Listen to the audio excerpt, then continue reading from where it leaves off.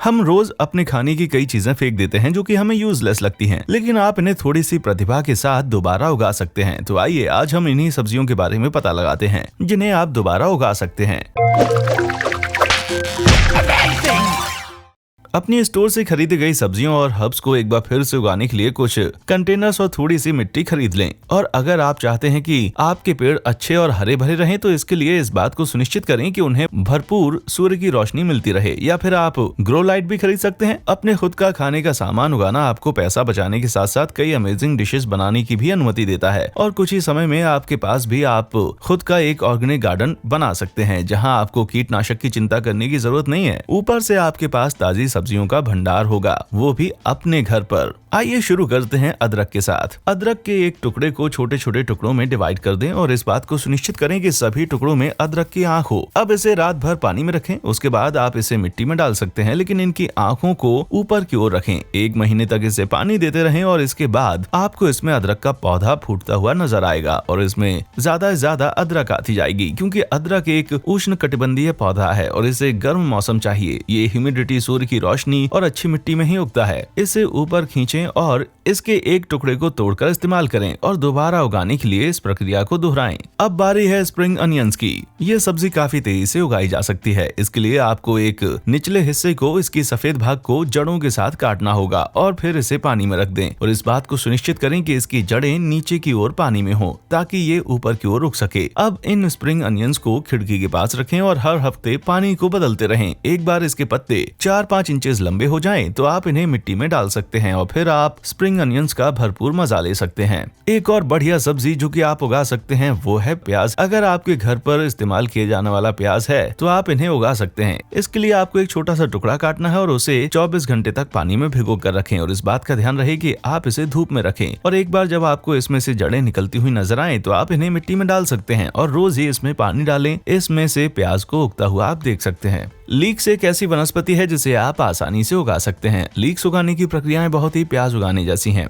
बिल्कुल आसान। बस कुछ लीक्स लीजिए और इस बात को ध्यान में रखें कि उनकी जड़ें नीचे की ओर हों। अब उन्हें पानी के एक कंटेनर में रखें और उन्हें एक ऐसी जगह पर रखें जहां उन्हें भरपूर धूप मिले। अब अपने लीक्स को उगता हुआ आप देख सकते हैं। इसके साथ ही प्रकृति के चमत्कार का भी मजा देख सकते हैं। हर हफ्ते इसका पानी बदलें और खाने में इस्तेमाल करें। अब बारी है लहसुन की। खाने में लहसुन का इस्तेमाल करके आप अपना ब्लड प्रेशर घटा सकते हैं और इन्हें घर के अंदर आसानी से उगाया जा सकता है। अब फ्रिज में से अपना लहसुन निकालें और उनकी कलियों को उससे अलग कर लें। अब इन कलियों को एक पानी के कंटेनर में रखें और इसमें पानी की मात्रा बेहद कम हो। इस बात का ध्यान रहे कि उसके लहसुन का नुकीला भाग ऊपर की तरफ हो और उसकी जड़ें या फिर उसका बेस पानी में। अब 7 दिनों तक इन्हें उजाले वाली जगह पर रखें। अब आप इनमें पत्तों और जड़ों का फूटना देख सकते हैं। बस अब आपको इन्हें मिट्टी में डालना है और पानी डालते रहना है। फिर 6 से 9 महीनों में आपका लहसुन इस्तेमाल करने के लिए तैयार हो जाएगा और आपको इनके पत्तों के सूखने से ये पता चल जाएगा कि अब ये इस्तेमाल करने के लिए तैयार हैं। वहीं आलू को भी आप आसानी से उगा सकते हैं। बस इस बात का ध्यान रहे कि आप जहां इन्हें लगाते हैं वहां इन्हें भरपूर धूप मिले। आलू तब उगाए जा सकते हैं बस उनकी आंखें निकली हैं, इसलिए आपको इन्हें उगाने से पहले तैयार करना होगा। छोटे आलूओं को आप पूरा लगा सकते हैं, वहीं बड़े वालों को जिनमें कई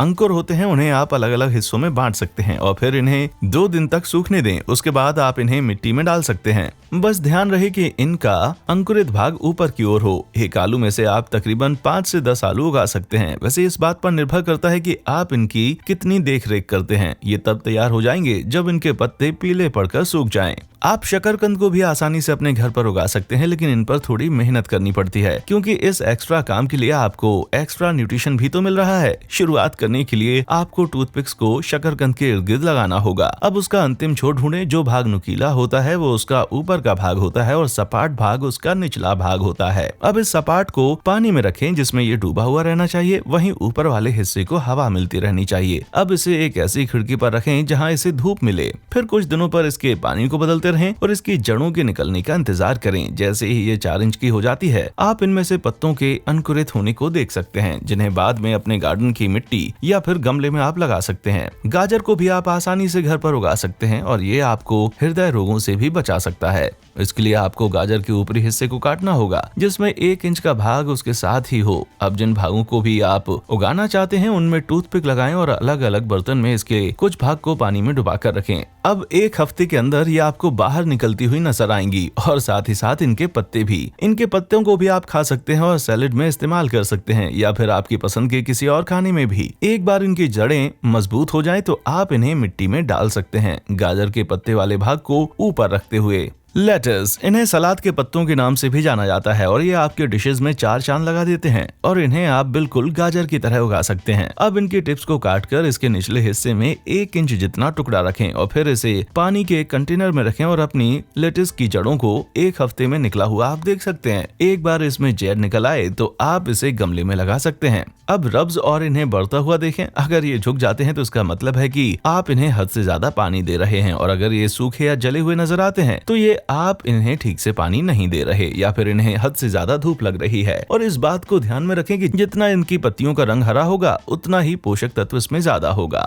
सेलरी दूसरी ऐसी सब्जी है जिसे आप आराम से उगा सकते हैं। इसे भी बिल्कुल लेटिश की तरह नीचे से 2 इंच का टुकड़ा रखकर काटें और फिर इसे पानी में रख दें। इस बात का ध्यान रहे कि इसका निचला भाग नीचे की ओर हो। अब इसे धूप में रखें और इसकी जड़ों को बढ़ता हुआ देखें। एक बार इनकी जड़ें 4 इंच जितनी लंबी हो जाएं तो आप इन्हें मिट्टी में ट्रांसफर कर सकते हैं। बस फिर 2 से 3 महीने में आप जितनी चाहे उतनी सैलरी का मजा ले सकते हैं। अब बात करते हैं फेनेल की। इस सब्जी का टेस्ट बहुत हद तक लिकोराइस जैसा होता है और इसे आप अपने इंडोर गार्डन में भी लगा सकते हैं। इन्हें उगाने के लिए आपको इनकी जड़ों के साथ इनको रखना होगा। उसके बाद इसके बेस को 1 इंच के टुकड़े में काट कर रखें। अब बस हम इसे दोबारा उगाने वाले हैं। इस बेस को पानी में रखें और इसे धूप वाली जगह पर रखें। जब इसकी जड़ अच्छे से निकल आए तो आप इसके एक गहरे गमले में लगा सकते हैं। अब इसे अच्छे से पानी दें और समय समय पर इसकी कटाई करते रहें। अब शलगम उगाने के लिए, जो कि विटामिन से भरपूर होते हैं और उगाने में भी बेहद आसान होते हैं। शलगम के मामले में आप इसकी जड़ों को खा जाते हैं और इसके पत्ते वाले भाग को फेंक सकते हैं, लेकिन जिस चीज को आप फेंकने की सोच रहे हैं उससे आप नया शलगम उगा सकते हैं। तो इसके लिए आपको इसके ऊपरी हिस्से को काटकर पानी के कंटेनर में रखना होगा और बिल्कुल गाजर की ही तरह आप इनकी पत्तियों को ऊपर की ओर उगता हुआ देख सकते हैं और तकरीबन 1 हफ्ते में इनकी जड़ भी निकल आएगी, जिसके बाद आप अपने इस पौधे को ट्रांसप्लांट कर सकते हैं और फिर ये एक ऐसी चीज में तब्दील दोबारा उगाने के लिए इस्तेमाल कर सकते हैं। कई लोगों के लिए जगह का बहुत ही ज्यादा महत्व होता है, तो अगर आपके पास सब्जियां उगाने के लिए जगह नहीं है तो आप हरी पत्तेदार सब्जियां उगा सकते हैं। वैसे तो इन्हें उगाना काफी आसान है। इनके लिए बस आपको इनकी कटाई करने की जरूरत है और फिर इन्हें पानी में रखने की जरूरत है। बस फिर क्या, आप जब चाहें इन्हें इस्तेमाल कर सकते हैं, है ना आसान। तो शुरुआत करते हैं बेसिल से। इन वनस्पतियों को उगाना भी बहुत ही आसान है। इनके लिए आपको स्टोर से लाई हुई कुछ सब्जियों की कटाई करनी होगी और इस बात का ध्यान रहे कि इसके ऊपरी भाग पर बस कुछ ही पत्तियां हों। बेसिल प्लांट को धूप और गर्मी पसंद है, लेकिन इस बात का ध्यान रहे कि आप इन्हें डायरेक्ट सनलाइट में ना रखें। वहीं इसके पानी को भी रोज बदलें ताकि इसका तना गल ना जाए। बस फिर कुछ ही हफ्तों में आप इनकी जड़ों को बढ़ता हुआ देख सकते हैं। अब इन्हें आप एक अच्छे से गमले में ट्रांसफर कर सकते हैं। अब बारी है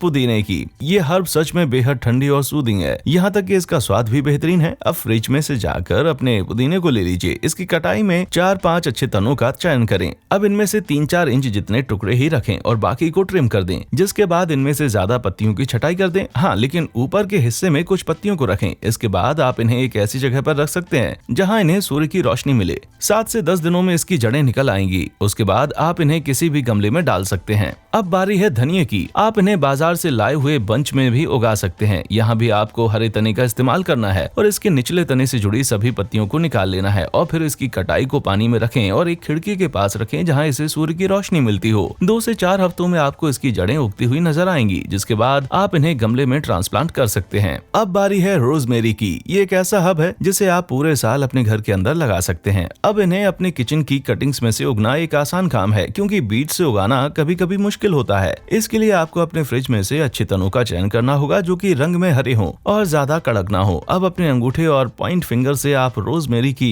पत्तियों को छांट सकते हैं, लेकिन ऊपर की ओर कुछ पत्तियों को रहने दें। जिसके बाद इन कटिंग्स को पानी में रख सकते हैं और इन्हें एक गर्म जगह पर रखें, लेकिन कभी भी सूर्य की रोशनी में सीधा ना रखें। और याद रहे कि आप हर रोज इसका पानी बदलें ताकि ताकि इसके तने ना गल जाएं। और बस 4 से 8 हफ्तों में आप इनकी जड़ों को उगता हुआ देख सकते हैं, जिसके बाद आप इन्हें मिट्टी में डाल सकते हैं और जब चाहे तब इन्हें तोड़ सकते हैं। दूसरा सबसे मशहूर पौधा है वो है थाइम का। इसके लिए आप एक ऐसे तने का इस्तेमाल करें जिसका रंग भूरा ना होकर हरा हो। अब इसकी नीचे की सभी पत्तियों को निकाल दें और इसके तने को 45 डिग्री के एंगल पर कट करें। बस इन्हें पानी के कंटेनर में रखें और 2 से 3 हफ्तों के बीच इनकी जड़ों को उगता हुआ देख सकते हैं, जिसके बाद आप इन्हें गमलों में भी लगा सकते हैं। अब आपको दोबारा थाइम की कमी नहीं होगी। एक और स्वादिष्ट हर्ब है और वो है ओरिगानो, लेकिन इसके साथ आपको थोड़ा पेशेंस रखने की जरूरत है। ये भले ही धीरे धीरे उगता हो, लेकिन इंतजार का फल मीठा होता है। अब आप ओरिगानो को लेकर इसकी कटिंग करें और अच्छे रिजल्ट्स के लिए इस बात का ध्यान रखें कि इसके तने के निचले हिस्से पर पत्तियां ना हो। अब इन्हें पानी में और भरपूर धूप वाली जगह पर रखें। अब बस जड़ों के आने का इंतजार करें, जिसके बाद आप इन्हें मिट्टी में लगा सकते हैं। और अगर आप इनकी पत्तियों को रेगुलरली काटते रहेंगे तो इसे पौधे को बढ़ने में मदद मिलेगी। सेज एक ऐसा पौधा है जिसे उगने में थोड़ा वक्त लगता है, क्योंकि इनकी जड़ें सूखी जगहों को भी सहन कर सकती हैं। इसकी पत्तियां ऐसी हैं ताकि ये पानी की कमी को बर्दाश्त कर सके। सबसे पहले तो अगर आपके तने पर पत्तियां हो तो उन्हें निकाल दें। अब इसके निचले भाग को 45 डिग्री पर ट्रिम करें और इन्हें पानी के कंटेनर में रखें। इनकी जड़ों को उगने में तकरीबन 4 से 5 हफ्ते का समय लगेगा। एक बार इनकी जड़ें निकल आएं तो इसके बाद आप इन्हें गमले में ट्रांसप्लांट कर सकते हैं। घर में गार्डनिंग करने में सबसे अच्छी बात यह है कि आप ऐसी खेती पाते हैं जिसे आप कभी भी इस्तेमाल कर सकते हैं और आप यहाँ पर किसी भी चीज के साथ एक्सपेरिमेंट कर सकते हैं। और ऐसा करते वक्त आप कार्बन डाइऑक्साइड भी बचा रहे हैं। तो क्या आप भी अपनी सब्जियों और हर्ब्स को उगाना पसंद करेंगे? नीचे कमेंट सेक्शन में मुझे जरूर बताएं। देखने के लिए शुक्रिया।